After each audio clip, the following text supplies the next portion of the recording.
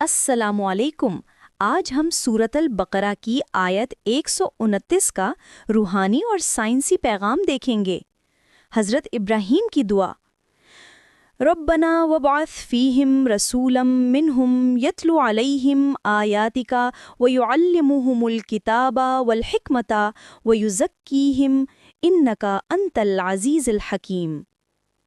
तर्जमा, ए हमारे रब, इनमें एक रसूल भेज दे जो इन पर तेरी आयात तिलावत करे, इन्हें किताब और हिकमत सिखाए और इन्हें पाक करे। बेशक तू गालिब व हकीम है। ये दुआ रहनुमाई, इल्म और रूहानी सफाई की अहमियत बताती है। हज़रत इब्राहीम अलैहिस्सलाम ने अपनी कौम के लिए इल्म और रूहानी सफाई की दुआ की। दुआ में तालीम, हिकमत और पाकीज़गी की क़ुव्वत का जिक्र है, जो हर इंसान की ज़िंदगी को नूरानी और बामकसद बना सकती है। रूहानी तौर पर यह हमें सिखाती है कि इल्म और तज़किया खुदा की तरफ से आते हैं और हमें अपनी ज़िंदगी में उन्हें अपनाना चाहिए।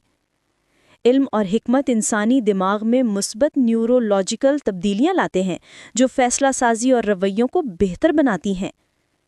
रूहानी तरबियत और खलूस के साथ की गई दुआएं इंसानी नफ्सियात में सुकून, इत्मीनान और मकसदियत पैदा करती हैं।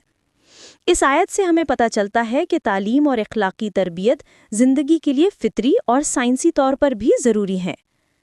आयत 129 की रोशनी में अपनी ज़िंदगी में इल्म, हिकमत और रूहानी पाकीज़गी को अपनाएं। लाइक, शेयर और सब्सक्राइब करें ताकि मज़ीद रूहानी